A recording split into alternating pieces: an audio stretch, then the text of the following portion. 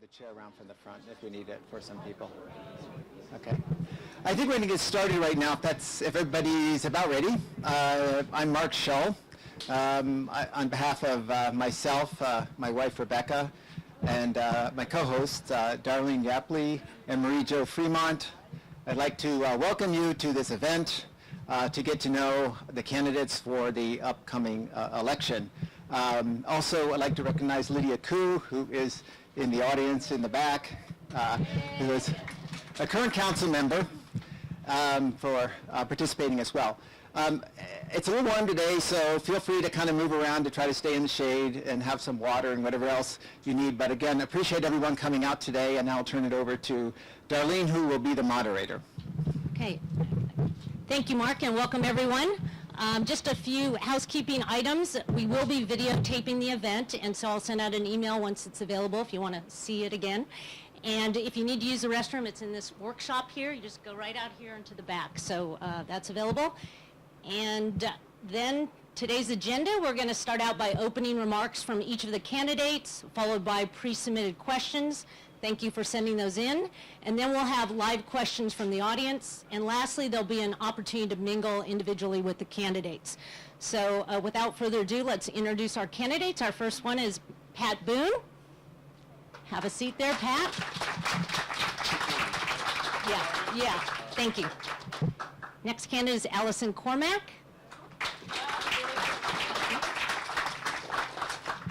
We have Council Member Tom Du Bois. We have Council Member Eric Vilseth. And Council Member Corey Wolbeck.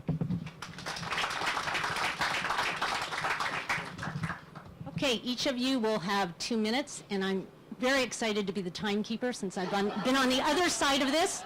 And maybe I should do what we happens to us. Wow, with so many people, we're going to have to cut your time in half. No, just kidding. That only happens if you're, yeah, turnaround's fair play. Then you have to change your comments. Okay, so we're going to start out, and each of them will have 2 minutes. And Maury will hand you the microphone there. And we'll start with Pat, and then when we go through the questions, we'll rotate who starts. Okay, Pat, ready and go. And go. Good evening, everybody. I'm Pat Boone. Yeah, I'm Pat Boone. I'm the real one. I don't know who that other guy is. Actually, it's funny. I actually do know him. I used to get his mail a lot when I lived in Los Angeles back in my early life, and I used to take my mail to him, and he said, "Oh, you're the other Pat Boone." I'm like, "No, I'm the real Pat Boone," and we actually know each other after all these years. Well, I spent my career in broadcasting as a TV news reporter. My latest assignment was NBC Bay Area. And that's what brought me here from New York City, where I was a reporter there as well. A lot of people are asking me, why are you running? You've been in Palo Alto for 2 years. You don't know enough that's going on here. You're not in touch with the issues. You're going to be a newbie. Why are you running? Well, because I love Palo Alto. Palo Alto chose me out of all the cities I've lived at in this country. And it chose me to make this my home. So I have great heart for this city. And I believe right now in the city council, as much as I applaud them for their efforts and what they do as elected officials, I think they may have lost their way a little bit. I think there is a disconnect with the residents. And I think there needs to be a time where someone needs to stand up and get it right. And that's why I'm running. That's why I'm choosing to run. And I think a new face, a new perspective is better than continuing to elect the same old people. One thing is true. It may be contested, but it's pretty much true. You can't elect the same old people over and over again and expect a new result. You need someone new. You need a fresh perspective. And that's what I bring to this race. And as for knowing the issues, I know them pretty well. And the ones I don't know, I listen, I learn, and I make the right decision at the right time. I believe I am the new choice of a new form of candidate. And there's nothing magical that I bring to this race, but just one little interesting aspect about me. I listen to you, and I believe the voters are my boss, period. Thank you. Hi, I'm Allison Cormack. I just want to apologize in advance. I am going to have to leave at 4. I had a prior scheduled event, so I just wanted to apologize for that. I've lived in Palo Alto for 21 years. I live in South Palo Alto. My kids went to Palo Verde and then JLS and then Gunn. They're both in college now. I just want to tell you a little bit about myself. I worked at Hewlett-Packard in finance and sales after business school. And then when I returned to the workforce, I worked at Google, and I worked in communications and then customer support there. I also want to tell you a little bit about what I've already done for our community, which was started in 2008, a little bit before that. But those of you who lived here then might remember the Yes on N signs. There were 1,400 of them. My lawn sign team hated me, and they were for the library bond. So we had had a number of failures. It seems odd in retrospect that libraries would be contentious in Palo Alto, but those of you who lived here then will probably remember that they were. So I led the library bond, and I led the private fundraising as well, the $4 million afterwards. I'm incredibly proud of what we did for the community, and I think that demonstrates a track record of coming forward and saying, listen, we have some disagreements, but let's figure out what the right plan is, and then let's get it put in place. So why I'm running is I don't think we've made enough progress on things I care about. And that's everything from mitigating traffic to having a wider variety of housing for people, to getting our big projects on track, to making sure we focus on our finances and changing how we communicate. Just want to spend a little time on the big projects. That police station has been a crisis for 12 years. The bike bridge in South Palo Alto, it's been in the planning stages for 7 years and there have been 5 separate plans. And Cubberley is just getting started. So, and that doesn't even include the train crossings. So we definitely have work to be done. And based on my track record, I believe that I'm one of the people who can help us do that. Thank you. Hi, I'm Tom Du Bois. I grew up in Ohio. I came out here after I graduated from college in '86. Stayed here a couple of years, and then I lived all over the world. Really loved Palo Alto, though, and I got back here in '95, and I've been here ever since. Raised my 2 children here. Both went through the public schools. And that's really how I started getting involved in the community. I was volunteering in the classroom. As my kids got older, I started getting involved in my neighborhood association. And then 4 years ago, I ran for council. And when I ran for council 4 years ago, there were a lot of things going on. We had a lot of very beloved retailers who were being forced out of town. There were a lot of projects coming to council asking for exceptions or special zoning permissions. And I think generally people were feeling kind of the pressure. And I ran on fixing some of those issues. We also had a comp plan that had been in the works for a long time. And I think largely I delivered on my campaign promises. Working with several of my colleagues, we passed a ground floor retail protection, and we've really seen, instead of office space competing with retail, we've really seen that kind of settle down. We stopped approving projects with lots of exceptions. We put PC zoning on hold. And I think developers kind of got the message because we see fewer and fewer projects coming to us asking for those kinds of exceptions. But there's still a lot to be done. The reason I'm running again is there are a lot of things that are in progress that are really going to shape this town for decades. We have decisions to make on the train crossings and grade separations. We are in the middle of our infrastructure plan. And being in government now for 4 years, there is a learning curve. I see how hard it is to really get things done. But we've actually got a lot of major projects underway. They're in design, they're in engineering. So we're building a police station, 2 fire stations, 2 parking garages. That bike bridge is going to get built. Cubberley is moving forward. But it really takes attention to get those things done. And we also have a lot of pressure on our finances. I think you'll hear some of that from Eric. But I think having experienced leadership that makes thoughtful decisions is going to be really important this next 4 years. We're going to have to make some tough trade-offs, really prioritize. Tom, we're going to have to cut you off. Okay, thank you. I'll happy to answer questions. I'll take your negative time or something like that. No, yeah, what he said, no. I'm Eric Philseth. I think I'll stand up. Right, I'm Eric Philseth. I actually grew up in Ontario where we have universal health care, right? No, I worked for 27 years in the semiconductor industry, and several years, or a few years ago, in my household, a management decision was made that maybe I ought to spend some time at home while the kids were still in school and before they left completely because they'd gone through the whole system. They were in Pali at that time. And so I became director of transportation for the Filseth family when that happened, director of ride sharing. And at that time, I started to get involved in some neighborhood activity. And now I live in the downtown north neighborhood. And what had happened was during the 90s and the 2000s, the city had allowed a lot of commercial development in the downtown area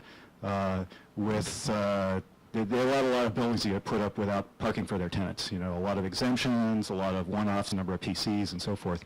And the result was that as they did that, the nearby neighborhoods filled up with parked cars. And so Nielsen Buchanan, who you may know, is is my neighbor, right? And we would go around counting cars, right? And we'd go into the city and we would say, "Do you guys? What's your data for what the parking deficit is? The difference between the number of people that need parking and the number of people that get it." And the city would give us a blank look and say, "What's that?" Right? And so that's sort of how I got involved in civic stuff, and I ended up running for council in 2014 with this gentleman, and Lydia back there, and Karen Holman, and basically with the intent of prioritizing a couple things. One was to try to rein in some of the excesses of development, particularly commercial development, in terms of zoning exemptions and making people actually follow codes, and trying to sort of bring that back into something that benefited residents, right? And the other one was city finances, which had begun to, I think a lot of us looked at and said, geez, why does the city spend so much money on this kind of stuff? And my favorite example is once we got on council, the city was going to change the name of the parking garage levels from A, B, C to 1, 2, 3. Okay? And, okay, sounds good, because the rest of the floors are 6, 7, 8, 9, 10, and so forth. But it's going to cost several $100,000 to change all the signs and repaint the garage, right? And we said, is that really a high priority? And so we ended up sort of not doing that, and it's still ABC today. And so that's kind of how I got involved in this. Thanks. Lori? Follow Eric Sladen, stand up. My name's Corey Wilbach. I know a lot of you. I don't know all of you. I'm glad to, hopefully we'll get a chance to chat afterwards, one-on-one. I actually grew up in Palo Alto, so my family chose Palo Alto. My dad got a job here working for Syntex when that was still in the research park. So I went to Palo Verde, Ohlone, JLS, and Gunn High School, class of 99. I think that probably makes, I don't want to guess everybody's age, but I think that makes me probably the youngest person on this panel. I studied political science. I used to work in government. I know a thing or two about policymaking and the stress of dealing with slow-moving bureaucracies. And I think Tom was right. You do learn on council just how hard it is to make change happen. But some of the things that I ran on in 2014, we've actually implemented in policy. And so what I'm excited about doing in my second term is making sure that those are actually put into practice and that future city management and council leadership doesn't let them fall by the wayside, which has actually happened over the last couple of years with a couple of important projects. Some of the things that I ran on that we've already implemented.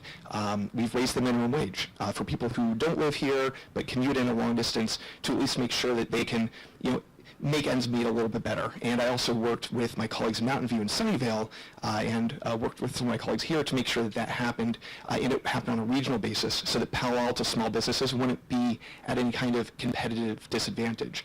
I also ran on setting up a neighborhood town hall program, which we have on the books now. Although, again, city management has let that one kind of slip for the last couple of years, which has been, to put it mildly, frustrating. But I know that everybody here will help me get that one back on track. Also, when it comes to the big land use transportation intersection, my vision has always been, and I think it's really become a consensus vision now, is we really have to focus on transportation and we should focus on housing, especially technically below market rate and the lower end of the market, and slow down on office growth. And that's where we're heading. And I'm really excited to see that vision moving forward. Thanks. Okay, we'll move to the pre-submitted questions. We're going to start with Pat, and then the next time we'll have Allison start. So each of you will be asked to answer, and we have 5 questions. First question is, assume you have $1 million. What will you do to reduce traffic for Palo Alto? Well, that's a great question. I think $1 million may not be enough. I think that's probably the first thing right there. So we have to figure out what do we do with this money and how we can probably get a little bit more. Traffic is such a interesting thing, because we talk about the headache that continues to plague us so much. And the first thing I think we need to understand about the traffic is this is not a situation that's going to go away overnight. This is going to take some time to do proper things, make correct decisions.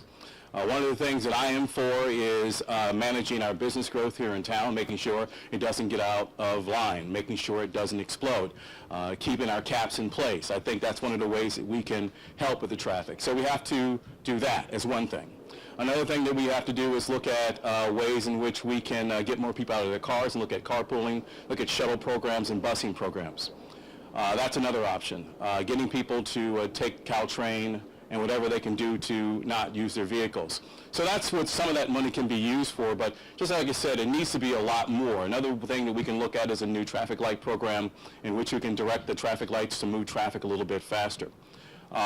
There's a lot of different ways of utilizing that money, but once again, I think this is something that Palo Alto just can't fix by itself. And we are fooling ourselves if we think that we fix traffic and traffic in the Bay is going to be perfect. This has to be a regional effort. We need to all work together in fixing traffic. This can't be Palo Alto alone. We need to work with other cities, other municipalities, and come up with a way to fix our traffic issues. So the cities work together, thus we have these flows and they make more sense, versus if it's all working perfectly in Palo Alto, what about the residents coming from Menlo Park or Mountain View? There comes a jam right there. So we have to look at better programs, utilizing our shuttle system. I think that's going to be the bigger thing, getting people out of their cars and talking to other municipalities, working with us to make our traffic a little bit better. Perfect 2 minutes, thank you. Each of you will have 2 minutes. Sorry, I didn't mention that. So I live on Ross Road, where the city has spent more than $2 million on 15 separate concrete installations with, frankly, some unclear objectives and not enough information to the residents. So I've spent the last almost a year thinking really hard about what could we do with that money. And I've come to an interesting conclusion. It's based on discussing this with neighbors on, frankly, a daily basis, walking with our dogs. Your neighborhood, you guys talk about airplane noise. My neighborhood, we talk about, parking things in the middle of the street and having bicycles there. I think the answer is going to have to be a shuttle system. With $1 million, I would do an incredibly detailed study of one neighborhood. Where do they go? What times of day? How many people? Figure out if we can fund, even for a short period of time, enough shuttles to get people where they need to be. Because the people who live on my street, we're all getting older. This community is, each of us individually and certainly the community. They're not going to get on their bike. Oh, 2 minutes went quickly. I could talk about Ross Road Sorry, for no, 2 you hours. still have 1 more minute. Oh, good. I think that's Excellent. someone else's Thought so. beeper. Okay. The older people on my street are not going to get on their bicycles and go to Safeway. And if they're feeling well, they're not going to get on their bikes and go to Palo Alto Medical Foundation. People with small kids who've got to get across town for piano or soccer or whatever, it's difficult to figure out how to do that, in a way that's really going to reduce greenhouse gases and traffic and reduce parking. So I really have come to the conclusion that shuttle buses of some form are going to be the answer. It could be, we have the Palo Alto shuttle going up and down Middlefield, and we have spokes going out to the side. But that's what I would do with $1 million, is get actual data on a specific neighborhood about who wants to go where, when, and figure out if we can do that in a shared way. If we all agree, it's going to be really boring, so I'm going to respectfully disagree. I am going to agree that $1 million isn't enough, but the question is, what would you do with $1 million? So we're spending quite a bit of money today for shuttles that drive around empty most of the time. And it's just, I think part of it is the time and money. I think a lot of Palo Alto residents, for whatever reason, really value their time and just don't want to take shuttles. So with $1 million, I actually think I would use those for discounts on Uber and Lyft for seniors to get point-to-point transportation to where they need to go. I think particularly our senior transportation is lacking. The county has cut that back. I think another idea, as time has come, is a kind of park and ride off of 280. So we have a lot of commuters that come from the East Bay and from the South that can't ride Caltrain. They're not on Caltrain. And we need to figure out how we can get some of those commuters out of their cars. So express buses from the South, from Cupertino and San Jose, as well as from the East, I think could help quite a bit. But then you start to get more expensive, way above $1 million types of projects to really get vehicles flowing again within town.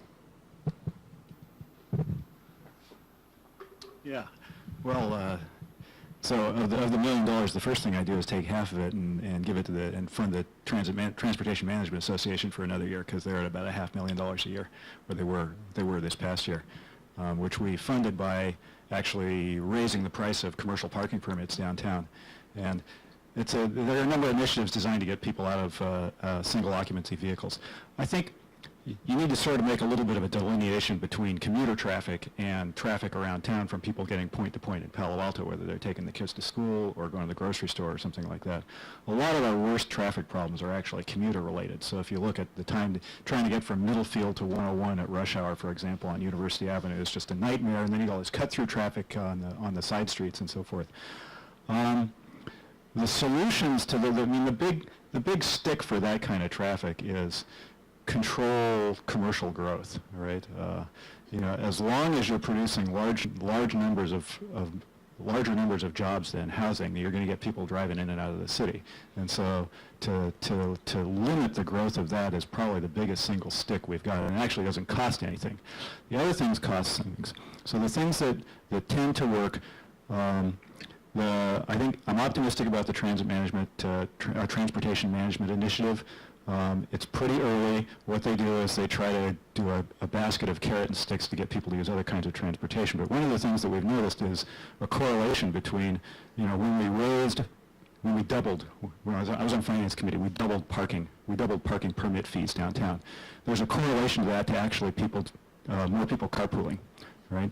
And so that's kind of the right direction. I'm not a huge fan of road diets as a disincentive, but there are kinds of incentives and disincentives that I think would make sense. Other things we do when people put up new projects, all the new ones are supposed to have what's called a transportation demand management plan. Okay, these things, they need to have real teeth in them. They have to be measured, and penalties and so forth if you don't. There's a couple around town that are kind of silly. There's one at Edgewood Plaza that the demand management program is they post bus schedules, right? So I think they need to have real teeth in them. I think we should focus on cut-through traffic. There are a number of neighborhoods. In my neighborhood, it's limited by turn restrictions at rush hour. I think there are other neighborhoods that we could do that kind of stuff for relief in. So I think, other than control how big the problem, because it's the first rule of holes, right? Okay? Eric, we're going to need to close off. I think there's a whole lot of smaller segmented things, not one big silver bullet. But I think we ought to work on multiple axes at once.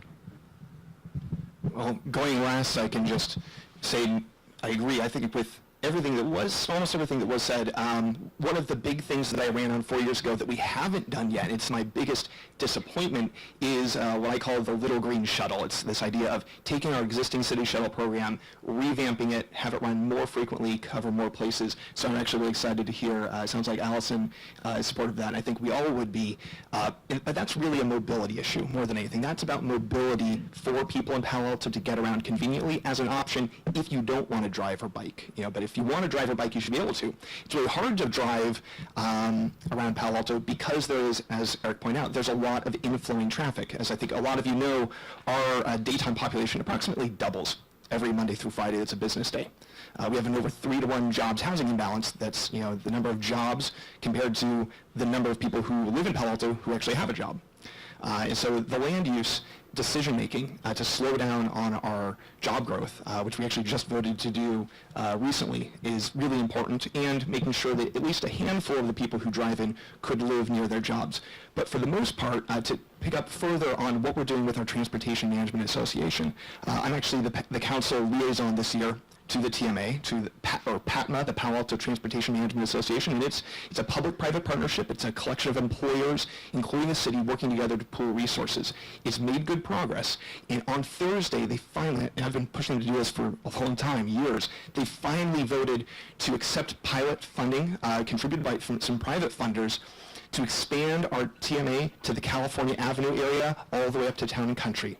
just to test it out. And they're doing it for $100,000. So if I had $1 million, I would put it all as a further expansion of our TMA. I've also been working with colleagues in neighboring cities to see how we can take the two Palo Alto TMAs, PATMA and SRP Go at the Stanford Research Park, have them collaborate with Mountain Views, MV Go, and the two TMAs in Sunnyvale. How can we recreate a sub-regional federation of TMAs to pool resources, share staff, and have real economy of scale to reduce commuter traffic, which is one of the greatest impacts on our quality of life? Okay, the next question, we'll have Allison begin.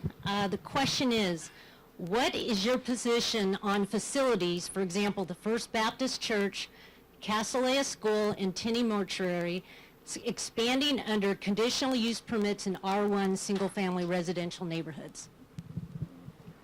All right, I'll just start with the usual disclaimer, which I'm sure pretty much everyone here knows, that it's not appropriate for anyone who is on council or considering being council to make a specific statement on either side of any one of those three specific projects. The reason being that if either of us is elected, or if when any of these three are reelected, one of them by definition, by math, will be reelected, that person would be recused. So let me just start by saying that. So I'll just answer the question more generally about community use permits in residential neighborhoods.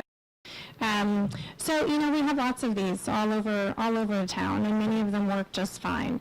Some of us here live near the Y. I live near a church and the Y, and it's manageable when people are being good neighbors, and when there's excellent communication. And I can certainly commend the Y for doing that. First Baptist Church, what I took away from watching that is that we really need to rebuild Cubberley Community Center. We need a space for people to sing. We need a space for our mental health professionals to practice. And there needs to be enough parking, right? So that's one of the sort of medium-term things that I took away from that discussion. We're certainly early in the process on the third one described. I think the information is just starting to go out, so definitely premature to talk about that. But it's difficult when you have something that functions a little bit like a business in a place where we all live with our homes. And I appreciate that can be difficult on both sides. I think in general, my philosophy is let's find what we agree on, and I think in each of those three instances, hopefully we'll be able to find something we can agree on and build from that.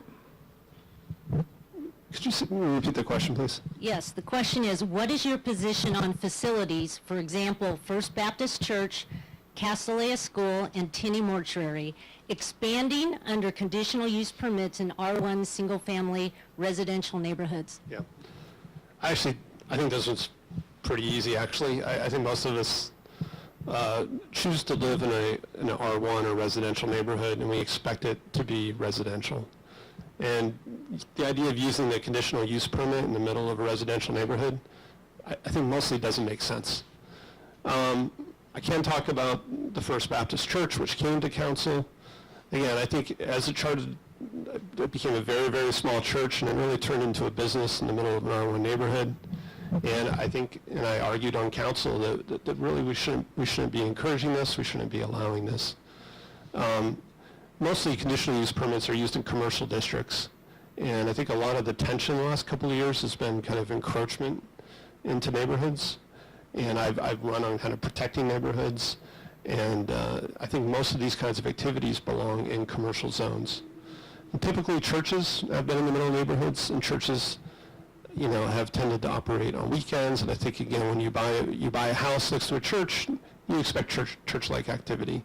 And I think the biggest thing is really setting expectations and being able to trust and rely on kind of the zoning in your neighborhood. Yeah, I think the issues with some of these things are a little bit different. So the issue with, sort of, as Tom pointed out, the churches versus the mortuary, for example, they're not exactly the same thing. As land in the valley has become more expensive, as the city has densified, non-profit kinds of uses have been squeezed more than, for example, Palantir, just to take as an example, right? And so it's a challenge for the city overall and for the community to deal with that kind of thing. That said, I have been pretty much a fundamentalist on codes. I think if you don't follow your codes, you don't have codes. I think, widespread granting of exemptions and variations is not a path that the city really wants to go down wholesale, right? And so I'm gonna side with Tom on the sanctity of neighborhoods here. That said, the city's practice, and I think it's not a bad way to approach this kind of thing, because you don't want to, you say, well, if it's this kind of church but not that kind of church and so forth, you have to have a little bit of grayness in there. And the city's practice has been, if the neighbors aren't complaining, then the city's not going to act on it until there's a conflict of some kind. And then it's incumbent on, that use, sort of to be a good neighbor. And I think what you've seen in a couple of these cases is, under pressure to expand and so forth, they haven't been, and then actions come along. But by and large, I'm an advocate for the preservation of neighborhoods. I don't think they should be noisy. I don't think they should be used as parking lots. I don't think they should be used as commute corridors. And I think the city needs to weigh that way on these kinds of things. I do agree that we're going to need more community center space because it gets squeezed out by other uses because it can't keep up in terms of cost, right? So I think that's something we need to look at too. But again, things that we want in our town, we got to figure out how to pay for, right? And I think that's where the focus needs to be.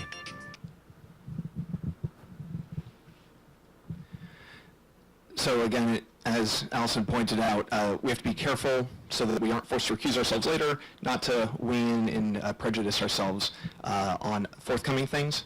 But in general, the way I try to approach almost every policy question is, it's like my 5 steps to public policy. Start with your values. Figure out what's really important, right? And we usually agree on the things we value. Then what's a vision that reflects those values? What are the policies that could, what are the tools in the toolbox to implement that vision, and then implement it, and then you get your results. So value, vision, policy, implementation, results. And so on the values here, look, we all value education. We all value the First Amendment and freedom of religion, and we all value opportunities for members of the community to get together. We also value high quality of life and a pleasant neighborhood. And so, the way I try and, incorporate and coordinate rather than have these values competing against each other, think how do we coordinate these is, I think a couple people have mentioned is, say, are they being good neighbors? Are they, communicating well with the neighborhood that they're in? Do they really need to expand in the way they're proposing?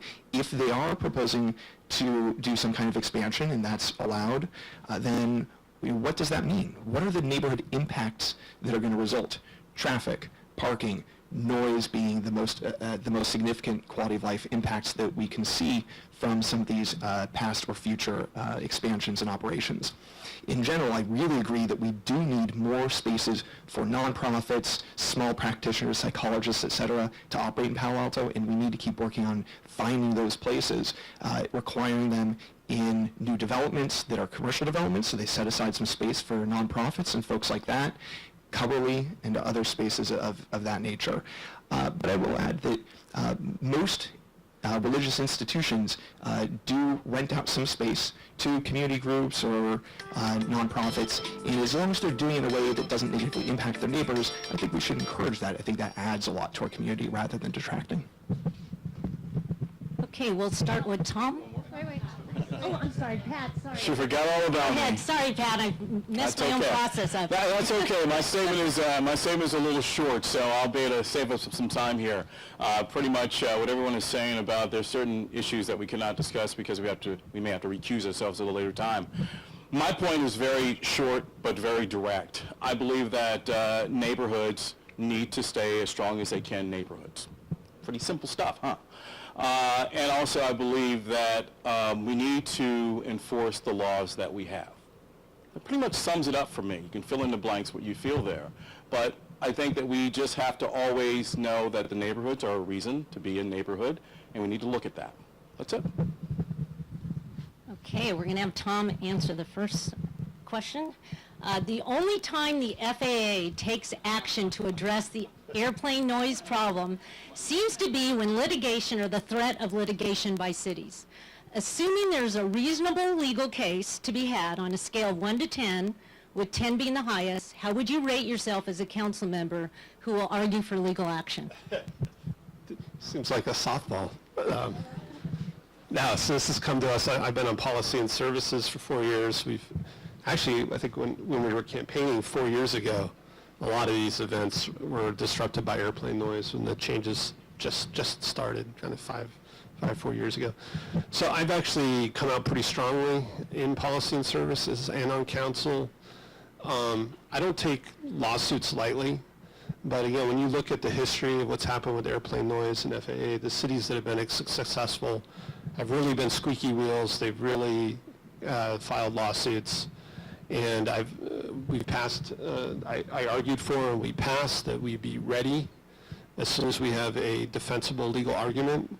The FAA gives towns very short timelines, so when they announce a change, we have to be ready to analyze it, and if we think we have a case, to file a case.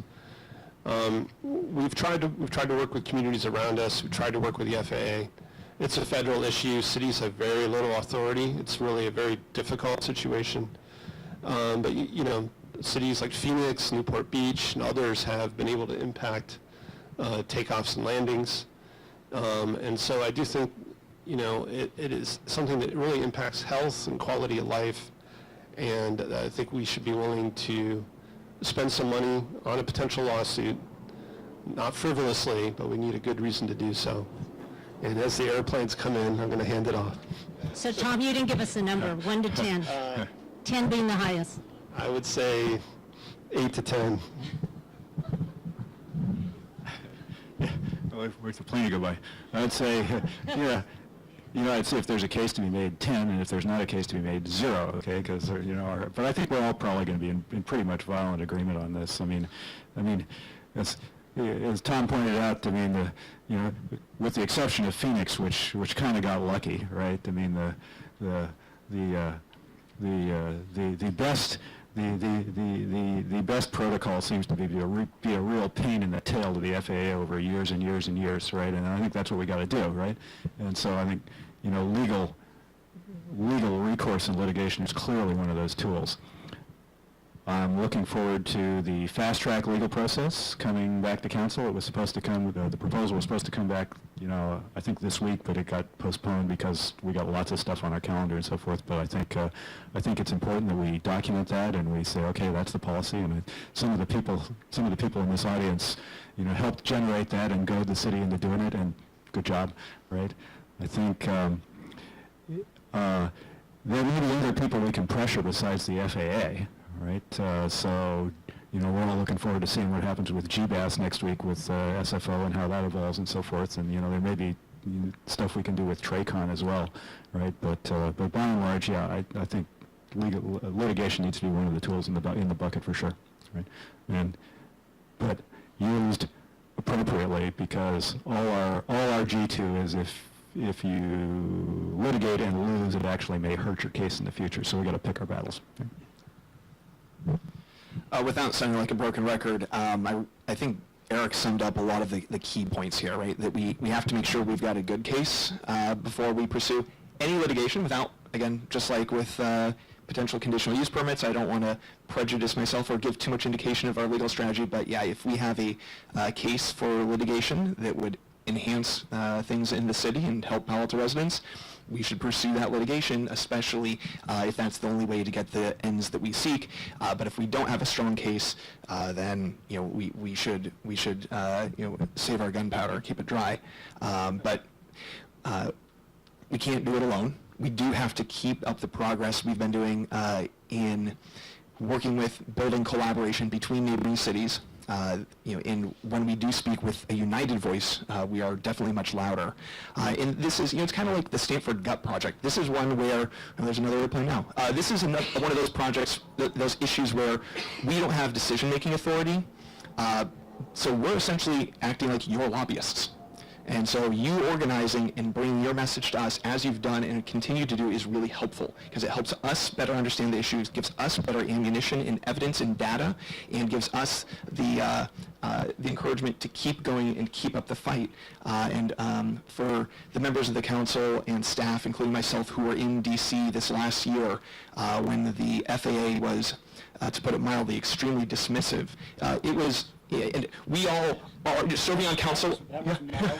Yes. It is, for the three of us who are on council now and the two running, I think we do this because we're sometimes frustrated by government and we want to make a difference. That was probably the most frustrating singular experience I've ever had with government, where a year and a half ago they said, we're going to change our whole way of thinking about noise, and this year they said, why would we do what you're asking for? That would require us to change the way we think about noise.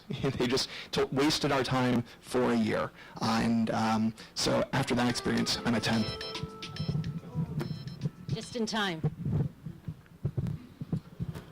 Well, I think on this issue, I think it's 10. We got to be aggressive about it. Here's the deal. We're tired of hearing the airplane noise. I don't think anyone is going to stand up and cheer and applaud for this. So I think this is something that we have to be a little more aggressive about. Tom indicated that, pretty much the squeaky wheel gets heard. Well, I believe let's be as squeaky as possible. They're giving us noise. Let's give them noise back. I think that's what's important here. We've got to stand up and be a little bit stronger about this. Studies are great. I think they're wonderful. But you know what? We're beyond that. This, is it coming again? Got to be perfect timing. It's got to stop. There we go. It's going to be happening over and over and over again. It's time that we do something aggressive, and I think it's needed, and needed immediately. Oh, 10. That's right, you said at the beginning. Apologies. I appreciated Vice Mayor Eric Filseth's approach. So that averages to 5, if you want a number. 10 sometimes and 0 sometimes. So you should know that I'm a cautious person by nature, and I don't jump into things until I have a full understanding. Litigation is extremely serious, and we have limited resources, at the city. I want to thank Councilmember Koo, who's serving, as the council's representative, for working on the various groups that will touch on what Councilmember Welbach was describing, the regional approach.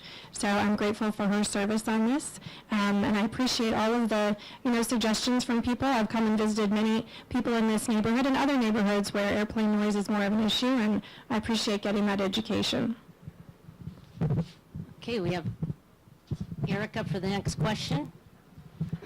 Under current zoning regulations on height, density, and parking, small housing units, for example, the President Hotel, cannot be built by developers. Do you support changing any of these housing regulations? Why or why not? Can you say that one more time? Yes. It's kind of long, right? There's a lot of stuff in there, right? Yes. Right.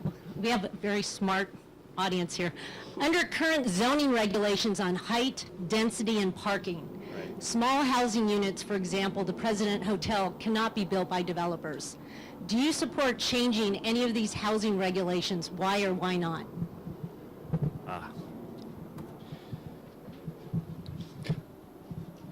So I think you need to make a delineation between market rate housing and below market rate housing. I think that if you go down that path, I don't think it makes sense to change any of that for market rate housing. I mean, almost by definition, people who can afford to live in Palo Alto today can live in Palo Alto, right? I mean, if you make $200,000 a year working for Facebook, you can afford to live in Palo Alto. I think the place we need to focus city efforts is on people that can't afford to live in Palo Alto, which is both sort of traditional low income and more missing middle kind of people that add value to the community but can't live here. So, for example, Cimidian's teacher housing project, that kind of stuff. In terms of zoning, I believe that the real problem is money. Okay, the real problem with below market rate and affordable housing is who's going to pay for it, right? And relaxing zoning is sort of a mechanism to try to get around actually paying money for it. Would I say never relax the height limit? I'm not sure about that, right? It certainly wouldn't be one of my first options. I'd like to see us try to pay for it. I'd like to see us raise commercial impact fees and put more money into affordable housing funds. We have about $10 million in our affordable housing fund now. We get another $1.5 million or so a year from commercial development in Palo Alto. I think that number could go up. We actually get a little bit of affordable housing money from market rate development, and I would be willing to look at that one as well, right? Because, by definition, market rate housing ends up in the pockets of Google, right? And so I think we should look at that as well. Parking is one that I don't think we should go over at all. I don't think we should relax parking requirements. Now, if you can find a way that people really will not have cars, I mean really will not have cars as opposed to just saying that, right? Then, that goes into how much parking you actually need. But I don't think we should have parking dump cars into neighborhood streets. I think that's one we should not cross. Right? So 2 minutes, right, for simple topics, so that should be easy. So I actually disagree. Look, the housing crisis is tearing apart our community. It's tearing apart the Bay Area. Very few people of my generation, and I'm 37, very few people within a few years of me who are from Palo Alto are still here, and that's true in neighboring cities as well. People are fleeing our community. It's an exodus. Some are doing it by choice, some are doing it because of eviction. The President Hotel is something I think we all look at, and it is not below market rate housing. It is not affordable housing. It is, when I talk about the lower end of the market, that's what I'm talking about. I think we need more President Hotels, which is, remember, an apartment building, not a hotel. I think we need more apartments like that, not fewer. And the height is, for me as well, the last thing to touch. I would be open to exploring height limit changes where appropriate to a limited degree for affordable housing, and potentially if somebody said, we need another Channing house, I'd be open to that. I was just there the other day, and that provides a lot of housing for a lot of people who need it, which are seniors. But it's market rate. It's not subsidized affordable housing, but it's a valuable part of our community. On parking, parking, FAR, the limitation on the number of units. These are all some of the things that myself and a couple of colleagues, including Mayor Niss, who I saw just walked in, we went through our zoning code last year and talked to for-profit, nonprofit developers, housing advocates, staff, and we delineated all of the features of our zoning code which incentivize office instead of housing. And all those features of our zoning code that incentivize high-end luxury housing at the top end of the market rather than the lower end of the market. And these are some of the things that we found. And so that's why we put together our colleagues' memo last year about that. That became the basis of our housing work plan, and we've all voted to move that forward, and that's important. The important thing is to have the right amount of parking, not too much because that makes it too expensive, and not too little because that impacts quality of life. What's the question one more time, please? The question is, under current zoning regulations on height, density, and parking, small housing units, for example, President Hotel, cannot be built by developers. Do you support changing any of these housing regulations? Why or why not? Well, I'm glad you brought up the President Hotel because that's one of the reasons why I'm in this race as well. I think that, it's taken too long for the entire council to be on the side of the residents who are in that hotel who are facing eviction coming up just days after Election Day. Now, they have done some improvements, and I will applaud council for that, but I think a lot more needs to be done. As for zoning, I think we need to review that. I think we need to review every zoning regulation or every zoning procedure we can possibly have in place, especially in downtown. I think that we need to look at parking as a factor of that. I agree that there are some residents who don't drive at a certain age, but we also have to be realistic that parking is going to be something that we have to tackle as well. I think this question is kind of a question that you can't really, and Corey kind of tapped on a little bit, you can't really answer in 2 minutes. It takes a little bit more time to look inside this, and I think that during this forum, it's certainly a question to get an idea of where we are, but I think it's not something to get a full answer on. So, I think for myself, I need a little more time to explain this in more detail because I think that we need to do a little bit more review of this, but certainly we need to look at zoning options that make sense, and we also need to make sure we have the best interests of the residents in place because we don't need to be pushing residents out or figuring out ways in which we're zoning in a special way in which people don't have a place to live anymore. So with respect to height, I'm going to associate myself with Councilmember Wellbach's comments. The 50-foot height limit was put in place in the early 1970s. And the price of a house might have been a couple $100,000 at that time. It's been really hard to find out what the rent was. I think I'm going to have to go to the Historical Association because the library couldn't help me. So I think it's reasonable to consider relaxing that in unique circumstances. Affordable housing, near transit, potentially senior housing. Very limited exceptions, not unlike the affordable housing overlay that the council recently passed and which I would have supported. With respect to density. So density, this actually gets at the wider variety of housing for people at all stages of their life. If you think about one of the things that's interesting about President's Hotel, it's because some of those spaces are actually smaller that they're naturally affordable. And so that actually, that opens the door for us to think about different ways to create housing. And then the third thing would be parking. And with respect to, I assume this refers to parking light, I would have supported the one project that is established as parking light as an experiment. It's important to me that if we experiment, that we get the data. So before we decide that it works or it doesn't work, because we have people shouting on both sides, let's go ahead and do one. Let's try it as an experiment, figure out if it works or it doesn't work, and then we can decide if we want to make further changes. So the question kind of conflated the ability to build small units with the President Hotel, and I think that's just wrong. I do think we should look for ways to incent smaller units, studios, one bedrooms. We have very little of that inventory in Palo Alto. That doesn't mean you need to exceed the height limit. If you look at what Palo Alto is zoned for under its 50-foot height limit, we have millions of square feet of undeveloped space. So I think you're really talking about incentives for small units where it makes sense in the market that developers would want to do that. And today it doesn't. They build penthouses and they get a lot of money for them.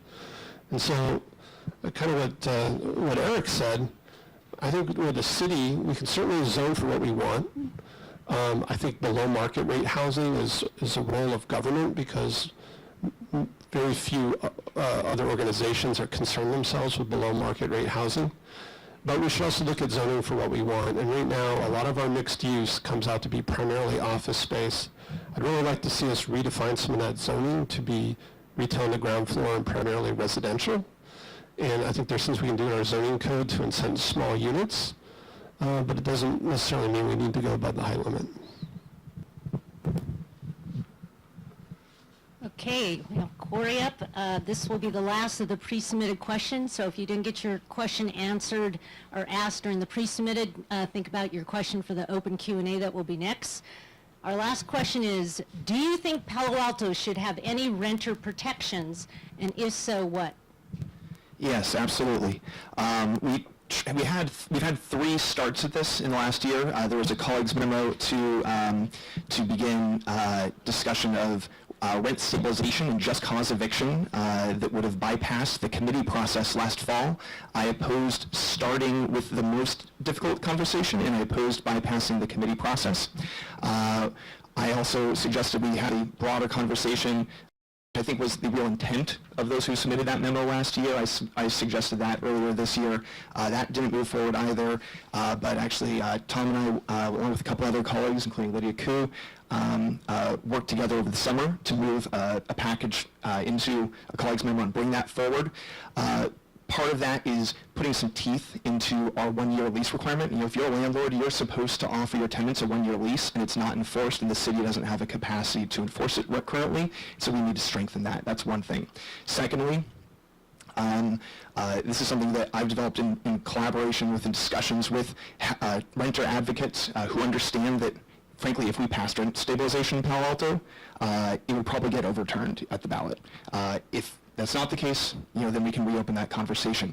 But what could we do that would survive a ballot challenge, or would be more likely to survive a ballot challenge, and would actually help more renters? Rent stabilization only applies to properties older than 1995. What could we do to actually help renters in newer properties? So my focus has been on relocation assistance, but not just the traditional relocation assistance that is used in cities when people are facing eviction because their property is changing use, but relocation assistance using the triggers usually associated with rent stabilization. So if somebody's rent goes up a bunch, or they're evicted without just cause, rather than the traditional and super controversial prohibition, that would trigger relocation assistance sufficient for the person who's losing their home or getting priced out to at least be able to afford moving costs, pay first and last month's rent, and have a little buffer as they're trying to move. But ultimately, this is a piece of the larger housing crisis, and this really comes back to the question of having the zoning and each city in our region doing our fair share to slow down office growth and job growth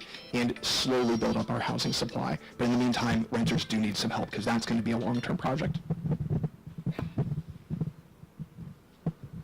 Well, I've talked to a lot of renters when I first started my campaign, and one of the first places I started was the President Hotel. A lot of pain from a lot of residents there who don't have rental protections, and they wish they were in place. And right now, at this hour, a lot of these people are hurting because they don't know where to go. And many people are saying that they should get assistance and they should get protections, but then there's also a debate by some in government who believe that if a person makes a certain amount of money, they don't get it, not you. When in fact, this needs to be across the board.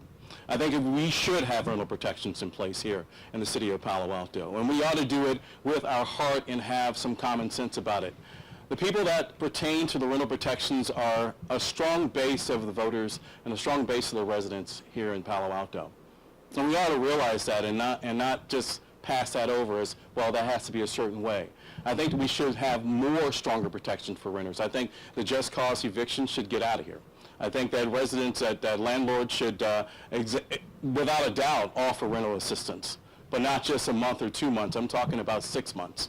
If you're going to throw somebody out because you want to build a better, higher, more expensive unit, that's okay, because we understand that's how business goes. It may not be something we all agree with. You need to take care of those renters and make sure they're going to be okay, because it hurts. I don't know if anybody here, and I'm certain in this diverse crowd, a lot of people probably know someone who lives at the President Hotel. They don't know where to go. They don't know what's going to happen in their lives. And many of us, we have a home, and we don't have to worry about November 12th being an issue for us. But imagine if it was you. You would want the city to have your back on this and have rental protections in place. Because it hurts when you have nowhere to go and you have nobody who's there for you. Palo Alto needs to be there for every renter in this city. I spoke about this recently, and I think the conversation that's happening in the City Council chambers is a little bit ahead of the rest of the community. So let me say, in terms of renter protections, it's one way to phrase it. We could also talk about lease restrictions. It's another way to describe it. We are very early in the process. When I saw the council making some decisions based on income level, based on size of the units, I was a little concerned because I don't know that information. There's a lot of information we don't have yet before we make the appropriate decision for everyone. For example, how much of our rental housing stock is actually single-family homes? Don't know the answer. I think it'd be important for us to figure out some of these things before we arbitrarily choose 2 units, 5 units, 10 units, 20 units, 50 units. There is a housing crisis. People are having to move. I think the world is a little bit more complicated here in Palo Alto, though. So assertions have been made about what kinds of occupations people have who are renting. Again, I'm not sure we have enough information yet to know that. Should we have a conversation? Yes, but it should be based on data, and it shouldn't be just a discussion of policy and services. So absolutely appropriate for us on an emergency basis to take some emergency action, but now's a great time to stop and get data and information. Councilmember Wellbach referred to the fact that rent control is unlikely to be something the majority of people in Palo Alto support. So we definitely need to differentiate between things that make it easier for people when their lease is ending and things that affect the market in ways that can have other effects. I think Councilmember Wellbach said there was an exodus from the Bay Area, and there's not an exodus. There's still a net increase, but the people coming in are much higher income than the people going out. And so I think it's really a question of, as a community, do we want to have some social economic diversity in our town? And do we want to do things to help people who are living here remain here as they get older? So again, the discussion, we made very little decisions at council. The whole discussion was about putting parameters around future discussions. And I do think we need to discuss it. I think, if your rent goes up 10% a year, that's a huge chunk for people to swallow. And people are looking at $500 increases in rent year after year. And so I think kind of discussing about kind of extreme changes and other types of assistance, we talked about lease terms or conditions for eviction, I think it's a discussion we should have. 60% of Santa Clara County already has some of these forms of protections. So, and setting the policy service is the way that we get data and get reports, and that's what we're asking for. And so I think that is the right next step. I think that's a time for the community to get involved, and the council just doesn't make decisions, at least I hope we don't, on a lot of these important things, but we were really trying to have a thoughtful discussion and give ourselves some time to really dig into this complicated issue. Well, I think that, yeah, the description is, I mean, the point is, you're worried about keeping some socioeconomic diversity in town, okay? And I think all of us care about that. And we should, I mean, we sort of use these euphemisms, but we're really talking about rent control, okay? We're looking about, should we limit the amount that people are allowed to raise rent in a year? I mean, even if you say 30% a year is banned, you know, it's still rent control, right? So that's the goal is laudable, you know. The worry is that there are very few things with more economic consensus that rent controls tend to hurt a lot more people in the long run than they help in the short run. And, you know, you should be really worried about that. And I am really worried about that, and I voted against it the first time for that reason, right? What happens is most people who go down this path, they sort of go, well, we're going to try to do a little rent control to get some benefit and some protection for people, but not so much that we trigger all the adverse consequences, right? And when they do that, they find that that is a really tricky, you know, needle to try to thread, right? That said, doing nothing is not without risk either, okay? You know, we talked about renter protection. Folks, the council didn't do anything, okay? We kept the urgent emergency ordinance with relocation. We punted on absolutely everything else, right? I think we should have sent it to policy and services for a discussion about trying to thread that needle. Now, I think people should be really nervous about that. I think it is fraught with peril, but I think if we're going to have that discussion, then we ought to have it. And a lot of people are having it around the Bay Area. And whether it's how much it is or not, whether it's temporary until we get out of this current cycle, because the current cycle is crazy, right? All that stuff is worthy of discussion, right? And it may end up on the ballot at some stage, right, for people to vote on it. But I think we should have at least, you know, had the explanation, because doing nothing is not without risk either. But the council didn't do anything.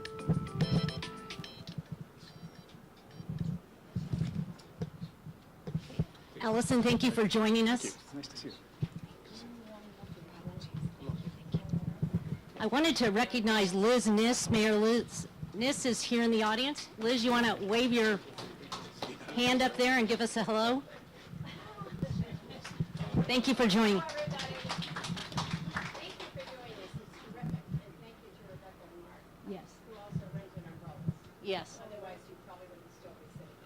Right. But thanks for the introduction. You're welcome. Appreciate it. There's one seat up at the front row if any of you standing over there would like to sit. There's a nice seat.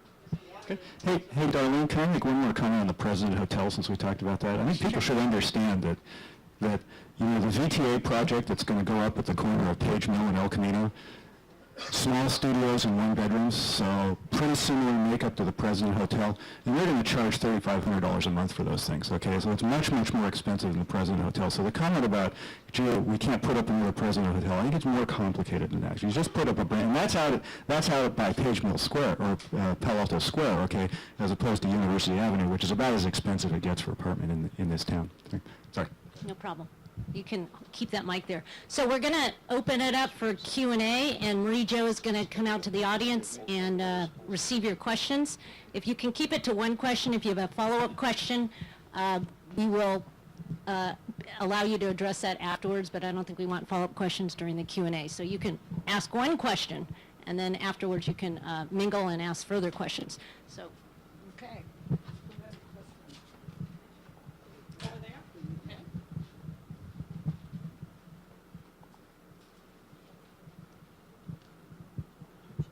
Hi. Hi, can you hear me? So I'm a neighbor, and I'm very involved, or at least watching a lot of the things that happen in the schools, which are really important to our community. And I had my television on one Tuesday night, and I heard someone on the school board mention that there is a proposal that the city is going to cut $5 million of services to the students. And I wondered if don't know if it's true or not, but it was publicly stated in order to help balance the city's budget, I guess. But it led to another question, which is just, what is your view on the balance of responsibility between the city and the schools for the children in our community, particularly in light of things that have been kind of vexing our community with, mental health services for our children? 2 minutes each, yeah. So I'll start. So I've been in the Finance Committee 4 years, right? And I'm not aware of any discussion to cut city assistance. I mean, and maybe in the district. I mean, the city, the way to think about that is you have two agencies but one town, okay? Right? And we're trying to coordinate. And I think we're doing it. I think we're making progress on that. I think, and you got new superintendents and new city manager and so forth coming in, right? I am one of the people that thinks that actually the number one industry in this town is not self-driving cars or innovation or cybersecurity and so forth, but it's actually raising kids. And the Palo Alto School District is the single most, in fact, I penned someone in Jane Hittler's newsletter, I penned an op-ed last year arguing that actually the PAUSD is actually the city's single biggest revenue source as well, right? Which I'm prepared to argue about, right? Typically, the nexus between what's the school district's responsibility and the city's responsibility revolves around transportation. So safe routes to school has been a huge joint impact, and in land use and enrollment planning, right? And in the past, there hasn't been a lot of coordination between the cities and the city and the school and that kind of stuff, as my wife and I know from arguing with Kevin Skelly about it years ago.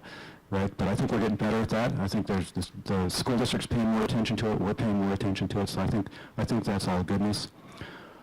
Specifically in terms of, one that worries me the most. I shudder to say this in an open forum and in public, right? But we're planning on replacing the track watch with cameras, and everybody ought to be really nervous about that one. I mean, it's probably not something we can continue for the long term, but it's, everybody's twirl the rosary one more time tonight over that one. Right. Next. The order. I'll add on to that with a couple of things. There are a few things where, kind of like the airplane noise, and as I mentioned earlier, the general use permit that Stanford's looking at, where it's, I think, important for the city to partner with the school district to combine our voices. One of those is the Stanford General Use Permit Plan, where Stanford's talking about adding a lot of new students, faculty, and staff. And my position has been, when you provide the housing to support that growth, basically of jobs and student body, when you provide the transportation impact programs or money for us to take care of that transportation if you're not going to take care of it yourself, and when you provide for the schools, then we can talk. Ultimately, it's not our job to make the decision. That's up to the County Board of Supervisors, but that's the message we need to send consistently from the school board, from the city, and also from the community, that Stanford needs to step up on housing, transportation, and providing for the schools both facilities and operation expenses. There are a lot of other things that we work on and will need to work on very closely. The middle school athletics program, for instance, shared use of playing fields, playing space, swimming pools, where I'd like to see Palo Alto residents get more access to swimming pools when they're not in heavy use, and Cupperly, of course. That's the elephant in the room when it comes to school district city collaboration. We're talking about major redesigns, and it's going to be important to make sure there's still an opportunity for a school site there, community services. When Avenidas leaves their temporary home there and goes back to downtown, I'd love to see Avenidas keep a foothold in South Palo Alto as well, so they would have a downtown and a Copperly location.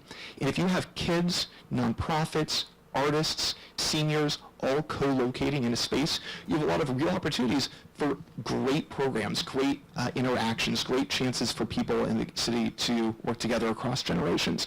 But that's where the city and the school district continuing to bolster our collaboration is essential.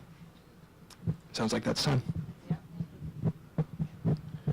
I agree with Eric on some points, but I think overall, between the school system and city council, number one, there needs to be a lot more communication between both municipalities, both bodies. I think that's sometimes what's lacking, is that they're not just talking enough. And that can clear up a lot of confusion or misconceptions about things. And also understanding each other a lot more. It's like, what do you need? What do you need? What do you need? What are you lacking? How can we help? So I think communication is going to be one of the most vital things that needs to step up between the two entities. One of the things that my campaign is about as well is the students, getting them involved in government. One of the things that I wanted to bring on to city council as a council candidate is that I want to create a junior city council. And you're like, what? More candidates that we have to vote for? You know, these are members that the elected city council would actually appoint 10 members in the community under the age of 20, so they could be as young as 11 on up to 20 years old, members of the school system, young adults here in the community, that can be our connection to the younger people here in the community. Not only what's important to them on the school system and what's going on in their educational area, but what's important to them in their lives. What do they do? What do they need? What do they need to get around, or what do they need to have fun, or what do they need in their communities that we may be lacking? A lot of times in these discussions, we don't talk enough about the kids, and we don't talk enough about how the teens are just bored here because we don't have enough for them in this town. So I think we need to step up and take care of our children, but have a connection, not only between the school system and council, the kids and council. So I think Eric worded it really well. I think the schools are tremendously important to our community. I work very well with our school board members. I've been endorsed by the entire school board. And I think, again, everything that Jen set up here, Cumberland is going to be critical. I think finally everybody on the school board is ready to move forward on Cumberland, and that's really what's been holding us back. And I just want to throw out kind of one more idea, which, again, currently the city's Park and Recs program runs the middle school athletics programs. But when you get to high school, most of the sports become cut sports. And there's really not a lot of opportunities for kids to participate in sports. So one thing we've been talking about, and I'd really like to see happen, is a kind of pickup sport or intramural sport for high school students, giving them something to do. And I think it's a role that the city could really fulfill. And it's one of the things I'd like to see happen in the next 4 years if I'm reelected. Okay. Question? Of residential homes. In contrast, some communities have put the issue of cell towers on a ballot so that voters can decide. And I'm wondering if you all believe that this is something that the voters should be able to weigh in on potentially through a ballot measure. You know, I never want to rule anything out. I guess I'd have to see what the proposed language is. But for the most part, there's a real limit to what we can do at the city level, unfortunately. But I think this is a complex issue. You know, where the big issues that are important are health and aesthetics and noise. As long as they're fanless, the noise is a lot less of an issue. The aesthetics is always a tricky one. On health, I think that the science is actually increasingly clear that it's not a major health risk. But even if the science changes on that, there's not really much we can do at the city level, and we're actually not allowed to make decisions based on our concerns about health impacts. And that's very clear in the law, whether we like it or not. So what we really have to focus on are the aesthetics and the noise. But ultimately, if there's a proposal for a ballot measure for cell phone towers, and also I'd say for taking the next steps with undergrounding our utilities, I'd be open to looking at the language. I had a chance to check out actually one of those cell phone towers. It's just out front of Steve Jobs' former house. And it is noisy as heck. And you imagine that, plus more, plus more, plus more, dozens and dozens and dozens all around town. I talked to some residents in that area and how frustrated they're about that and how they feel the city is ignoring them on that issue.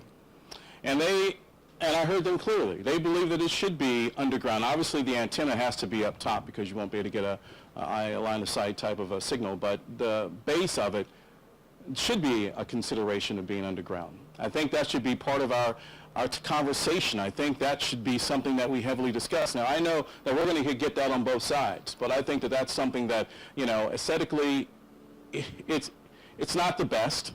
And I think noise-wise, you can hear this from sitting in your car if you're down the block, without a doubt. I ask anybody, if you have not been near any of these cell towers, go visit one. And then imagine that outside of your window when you're trying to go to sleep at night, and how you have to walk down the street with your family and your dog and your kids, and what that's going to look like every single day, and they're not going anywhere. I think the city could and should have a much more involvement in where these need to place. And I think, honestly, we need to look at some replacement going on here. Because if not, what's going to happen is that it's going to grow, and we're going to get more. If we don't do anything about it, that's exactly what the end result will be, in my opinion. Yeah, I think the question is about putting it on the ballot. I think, you know, we can't just run the city by putting everything on the ballot. But if there are enough people that are interested, I certainly would support that. I do think we should think about aesthetics a bit more. I think, you know, aesthetics often gets overlooked when things come to council. And having some ordinances, particularly around cell phone towers that deal with aesthetics, is something I would definitely support. You know, we had a big discussion about undergrounding. At the time, the telecommunications companies, they have underground in some cities. They're saying for technical reasons hasn't really worked. I think we need to closely monitor that, and I think we should be moving to undergrounding. You know, they had concerns about water and other kinds of things, but I think if those technical issues could be addressed without even going to the voters, I think the council should look at some ordinances around aesthetics and undergrounding. I think the challenge of putting it on a ballot, and you and I have both been associated with ballot initiatives in this town in the past, right? And the challenge with putting that on a ballot initiative is it's sort of what exactly are you going to put on the ballot, because there's a lot of different kinds of these installations, you know, 4G, 5G, whatnot, multiple different vendors, multiple different styles. The technology for these things moves pretty fast, and so, you know, are you going to say, well, we can't have any in town? You're probably not going to do that. So you're going to say, well, it can't be any more close together than, you know, X many blocks or something like that. But then, you know, the technology changes and it becomes more appropriate or less appropriate. It's one of those things that's sufficiently complicated that you want to have some flexibility, and that's one of the challenges of ballot initiatives. So you'd have to have a ballot initiative constructed very, very carefully, because once everybody votes on it, in practice, it's almost impossible to change, right? As far as the undergrounding and the aesthetics, I agree with that. I think, you know, and probably you and I looked at the same one, because Jeannie Fleming called me up and said, you got to go look at this, you got to listen to this tower, it's really noisy. I said, where's the noisy one, right? She said, take this to look at this one over, and I think it was next to Steve Jobs' house, and I went over there at 10 o'clock at night. Sure enough, that sucker is noisy, right? And you can hear it down the street. But, I mean, the thing that's noisy about that one, that was an AT&T one, right? And the thing that's noisy is the fan. And so in the most recent time this came to council, Verizon, which is a different supplier, and it's not 5G, it's still 4G, right? Verizon argued that, well, if they put them on the towers, they can be air-cooled, so they don't need a fan. But if they put them underground, they will need a fan, and the fan, we can't guarantee it might be noisy. And so that was one of the factors that the council considered when they were trying to decide whether to force Verizon to put them underground or not. And in the end, and this goes back to, I think, a little bit to the ballot initiative, the council said, okay, these next dozen or so, which is what Verizon was applying for, those can go on the poles, as long as you put sort of, you know, some cosmetic treatment around them, so it's not, I mean, a big ugly pole is a big ugly pole, right? But that's not to say that a year from now, when Verizon figures out, or AT&T or Sonic or somebody else figures out how to put them underground with no fan, that we might not come and revisit that decision. So the nature of these things is a moving target. And so to construct a ballot initiative that did the right things and didn't force a lot of unintended consequences would require a lot of care, I think. Right? There was one here and then my husband. Hi. Over the last few years, I've seen a bunch of news stories about towns and cities that have really run into problems with the conflict between pension obligations and current services. Is that something that you think is a near-term problem for Palo Alto? If not, why not? And if so, how do you mitigate it? I'm glad I had that question first here on the dais. I can already yield that Mr. Eric will probably have a better answer than me, but I'll try my best. Thank you for that question, sir, by the way. I think that's a big issue that a lot of towns, not only Palo Alto, is dealing with. I think some of the ways that we can look at the pension problems that is growing and growing and growing is look at our budgeting. Work with our city manager in chopping down a lot of positions that are unneeded, a lot of duplicating positions, because we're not getting a return on the money that we expected to get from CalPERS. So I think that's going to be very important, that we're going to have to realign our budget over the next few years.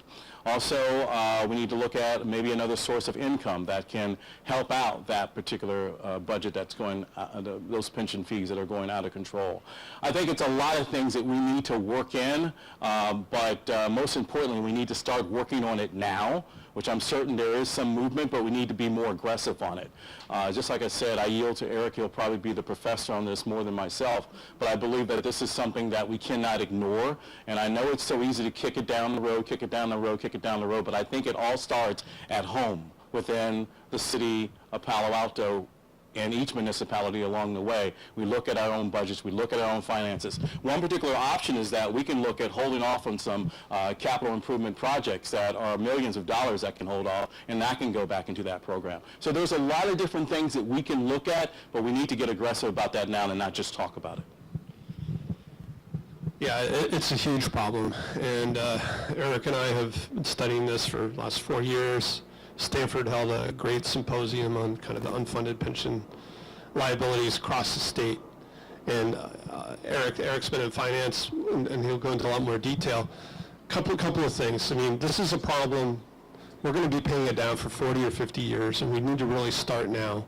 There's a danger that as these unfunded pension liabilities grow, it's going to take more and more of our general fund, and we're going to have to start cutting services just to service pensions for people who've already retired. And so we need to get our expenses under control. One way we do that, one thing we've moved forward on, is trying to get more transparency and more accurate reporting of what these decisions cost us. So when we hire an employee, we should be looking not just at their salary, but at their total compensation cost, including the unfunded pension liability. And we make a decision, are we going to hire that person? Are we potentially going to hire a consultant or outsource that work where we don't have to pay the pension liability? And we have to really start to make these decisions with full transparency. And what's happened up until now is, there have been unrealistic assumptions about investment returns, and you only look at kind of the immediate cash costs without accounting for this unfunded liability. I didn't bring my flip charts. Right, now you're talking about something that sort of spent a little bit of quality time on, and it's funny, the Stanford pitch, there's actually another Stanford symposium on this in November, and I'm actually speaking at it. No, I think Tom summed it up pretty well. I think that, what we have, the city of Palo Alto has somewhere between $500 and $600 million in unfunded public pension debt, and another $150 million on retiree health debt on top of that. And we're actually the sixth highest unfunded pension liability per household in the state of California, right? And the short answer is the first thing we got to do, and basically all cities are doing this, is the accounting is basically wrong for most cities in California. Basically anybody that's members of CalPERS or CalSTRS, which is the school system, the accounting is wrong. And first thing we have to do is fix the accounting, and we actually did that in this last year. The next step is the accounting shows that actually we're piling on new pension debt every year. And you can't get out of debt while you're still piling on new debt. And so we have to balance our revenues and expenses correctly so that we stop piling on new pension debt. And the city is actually in the process of trying to do that right now. And We directed the city manager to cut expenses by $4 million in June, which was about half of what needs to happen. And they came back last week and said, we need more time, right? And so, okay, so we gave them more time. So now they're supposed to come back in November. So that's the first thing you got is fix the accounting, which we did.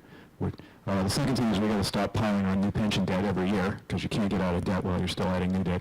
And the third thing is we need to come up with a plan of how we're going to amortize the existing $500 million and change in debt. And it goes up 7% a year every year that you don't pay it off. So it's going to get bigger and bigger and bigger. Right now it crowds out about $17 million a year in services in the general fund. General fund's about $200 million, $210 million, so about 8% of that is crowded out.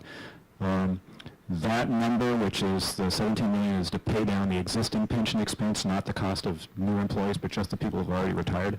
That number is going up 17% a year, so it's the city's fastest growing expense. So, and it's going to continue to grow for a while. Our goal is to sort of turn the direction of the ship now so that it doesn't become gigantic. And as much debt as we have, we're also kind of a rich city. There are other cities in California that are in much, much worse shape than we are, right? And we don't want to be there. So what we need to do is take action now. Thank you, Eric. I don't think my mic is live, is it? Nope. No, it's not. Could I answer that one too? We got one more here.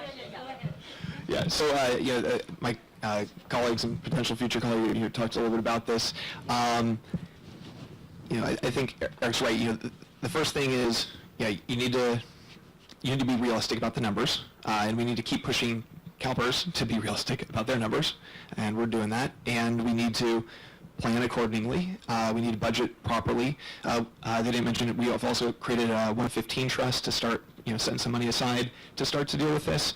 But the other thing is, we need to sit down and have some really tough conversations with each of our bargaining groups. Part of why we have such a big pension obligation and retiree health obligation is that for a city with 65,000 residents or so, we have a huge city staff. And we have about 1,000 people on staff. And that's not entirely a crazy thing to have because we have our own utilities, which no other city in California has all of our own utilities, and we have a lot of services that most cities don't have. We have huge open space, we have multiple libraries, we have a children's theater, we do a lot of cool stuff in Palo Alto. We have an airport. We do a lot of neat things which provide great services to the community, but that also means we have more employees and all of the costs that come with that. I think one of the other things we've started to do, but we need to do a lot more of, is have those tough conversations with all of our employees, all of our bargaining groups, because in the long term, it's not in their interest for us to be financially insolvent. For them, their long-term careers, their retirement, for that to be secure is important for our police officers, our firefighters, everyone with SEIU, our utility employees. Or rather our utility managers, it's in their interest too. And so when we're negotiating our contracts, what we're trying to do is put a little bit more on the front end, a little bit less on the back end. So their big challenge right now is just being able to afford a place to live anywhere in the area. And so that's a good opportunity for us to say, maybe we could do a little bit less later, a little bit more right now. And I think that's part of the solution as well. Okay, we're going to take 2 more questions. And there'll be an opportunity to mingle with the candidates after. And then over there. Why do we need a new police station? Is that really one of our highest priorities right now? I've heard several reasons, such as we're outgrowing the old one, it's not earthquake safe, but those don't seem compelling to me. So what would you say the reason we need a new police station is? Yeah, thanks for the question. And I do want to say thank you to our hosts, and thank you for everybody who spent 2 hours on a Sunday afternoon to listen to us drone on and on. Really impressed. Again, we need a new police building. I don't know if you've been in our current police building. It's in bad shape, and seismic concerns are real. So in the event of a major earthquake, if our emergency services can't operate, if our police and fire can't operate, most of our response is hampered. And so this is a decision that's been the council for years. We've looked at lots of sites. We finally picked a site. We actually have a design, and we're moving forward with construction. And it's just a critical need. I think basic safety is a primary role of local government. We haven't talked about crime today, you notice. I mean, I think we're blessed with a lot of great things here in Palo Alto. But fire and police, and particularly what would happen in a major earthquake, are a major concern. And I can't remember the stat, but there's something like a 70% chance of a major earthquake in the next 5 years or so. So I think it's a critical need. Yeah, I don't have much to add to that. The need is clear, right? Tom outlined it. The decision of whether to make a big investment in the existing facility or build a new one is one that went on for years and multiple councils and so forth. And, a decision was taken before our term, before all of our term, that the direction was to seek a new location. And the need is clear. I think going back and revisiting that one's probably not a good idea at this point in time. So that's where we are. And it's getting more expensive by the day. Yeah, I'll add that just because a decision was made before doesn't mean we should keep going down the wrong path. If we're, it's never too late to start doing the right thing. I think it is the right thing to build a new public safety building. It's not just police, it's fire, it's our Office of Emergency Services, and I'm convinced it is still imperative. But when we step back and look at our whole infrastructure plan, I think there are other projects that I'm really happy to either value engineer. I think that the bike safety stuff is important, but I don't think we have to spend, it doesn't have to be as expensive as some of the ways we've done it in the past. So I think we can value engineer some of the bike and pedestrian safety stuff, but still achieve our safety goals. And the big one that I've been advocating we take off the list is our, or be honest, that we don't think taxpayers should be paying for it, is the downtown parking garage. The downtown parking garage is estimated a minimum of $30,000, and we know our cost for capital projects always practically double as we start to really get into the design. So we're talking about maybe $50 or more $million for a downtown parking garage when there's already a lot of parking in downtown that's underutilized. There's a lot of private lots that are underutilized that we don't use properly. Even city lots sometimes are not properly utilized because people don't know where they are, and because we let employees come and park for free too much, or we don't charge enough. And so, frankly, killing the downtown parking garage is where I would start, is saving money on our infrastructure, big capital investment plan. I would not start with the public safety building. That's just my take. I have to say that I agree with Tom and Eric on this stance. I think a new building is necessary, and Corey pretty much essence on that as well. Last Sunday, I had a chance to actually ride with Palo Alto Police. I got to be a cop for about 4 hours, and it was pretty cool, actually. And I got a perspective of what the police officers deal with in that building, and being a police officer here in the city of Palo Alto. One of the things that they say that they don't have right now is a shooting range. And this is the things that you can add into a new facility. There are a lot of things inside the current building that just are not within their workings of doing their job, and it is an aging building. I went down into the basement. It's an aging location. I implore anyone to walk and do a tour throughout that facility. So I think a new facility is definitely important, and I think we need to support them. So I'm going to be a little biased on this. I'm a big supporter of police, fire tremendously, and anything that we can do for the city, we can move around money. I think it is imperative that we do that, but I think that we need to be behind them tremendously. But not only do we stop with a building, I think we need to look at some type of particular temporary housing or some type of housing options for our officers who are working 12-hour shifts, 14-hour shifts, and many of them are driving home 2 hours away from here. I rode with an officer last week, Officer Juan. He lives in Discovery Bay. Many of you know where that's at. That's his commute every single day to serve us and protect us here in the city of Palo Alto. So we need to think about our officers, not only the structure in which they work in, but the ones that work inside that facility. Okay, before we take our last question, I'd like to recognize Council Member Karen Holman. Karen is running for the Mid-Peninsula Regional Open Space Board, and she'll be available after to chat. Thank you for joining us, Karen. Okay, so last question. Hi, thanks for coming. I work at Pali. I can tell you cross-country, wrestling, and track and field are the only non-cut sports. So yes, we need better sports. And sometimes when I'm at Pali and a plane flies over and I can't talk to a student, I shake my fist at the sky. Sometimes I call Bert Gonoin, who's the noise guy at SFO. Clearly you all understand this critical issue of noise pollution in our area. What I want to know is, after you shake your fist at the sky, what's one thing you would do? Would it be to try and join the roundtable at SFO, which we've been trying to do for years? Would it be to get that South Bay thing going on? What's that first thing you do after you go like this? Ah! Well, I'll start, and I'll be brief. I think we're doing some of the right things already. I think we're doing the South Bay Roundtable. For me, I think we ought to get those monitors in place. I'm looking forward to that one. We're in this for the long haul, and we're going to need data, and so getting the monitors in place, I think, is going to be a key part of that.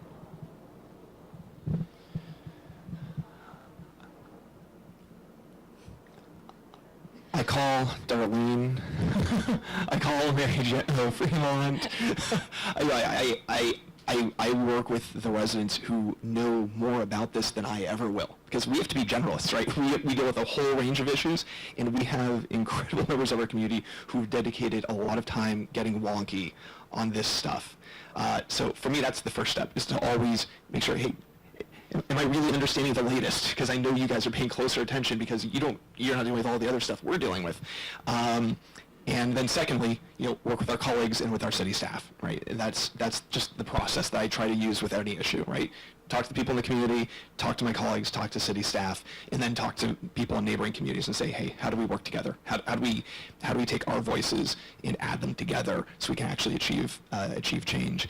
And hopefully, I always say hope is not a plan.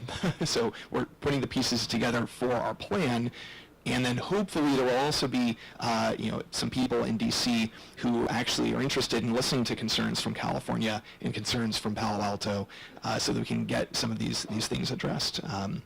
So basically keep going with the plan that we have, and double down. I think we need to put more pressure on our congressional delegation. We need to get them to work with us in Washington. I mean, they're there, they work in Washington, so they need to put more pressure on the FAA. And I think we need to look at more paths. I think we need to look at path changes. I think that's important. Yeah, I do the hand up in the air as well. I'm with you on that one, tremendously. So I think, yeah, it's agreeable that, here, as a city council member, you cannot change the path. You cannot really have authority over that. But I believe that the ones that can, we need to put even more pressure on them to make sure that they can take care of this issue, because this is only going to get worse. We've got more paths that are certainly going to be coming with more people working here in the Bay Area. So we all can't keep doing this and nothing be done. Something has to be done, and we need to let that be known. I think the biggest issue that we deal with any issue is that we have to realize that what we're dealing with right now, it's bad. But if nothing changes, it's going to get worse, and that is a guarantee. So putting pressure on congressional delegation is the number one thing I like to do. I think I agree with everything these guys said. Sound monitors, pressure on our federal representatives, listening to the experts in our community. Again, elevation makes all the difference with sound, and if we could just push them up over the 5,000 feet or more, I think a lot of the sound issue will disappear. So I think we've talked about lawsuits, and I think we just need to keep the pressure on to really adjust some of those conditions. And I would like to say, so Karen Holman is here. She's running for the Open Space Board, Mid-Penn Open Space. And I think it'd be great to get her on that board and have that board also be advocating for less airplane noise, because a lot of that noise is coming over our open space, impacting nature as well as residents. Okay, let's all thank our candidates for participating.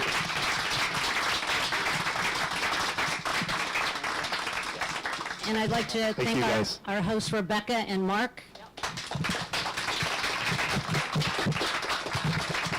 And we want to thank all of you, our engaged residents in Palo Alto. Thank you. Thank you.